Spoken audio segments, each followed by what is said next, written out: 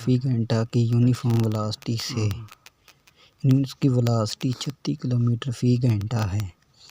اور وہ 10 سیکنڈ تک چلتی رہتی ہے، اور ہمارے پاس ٹائم ہے 10 سیکنڈ،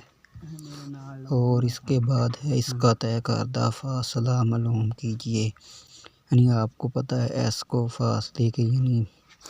استعمال کیا جاتا ہے۔ اب ہم سب سے پہلے تو کلومیٹر کو میٹرز میں اور گھنٹے کو سیکنڈز میں تبدیل کریں گے۔ 36 کو 1000 سے ضرب دیتے ہیں اور ایک گھنٹے کو یعنی 60 سیکنڈ اور 60 منٹ سے دیں گے۔ اب اس کے بعد صفر کو صفر سے ہم ختم کر دیں اور 6 کو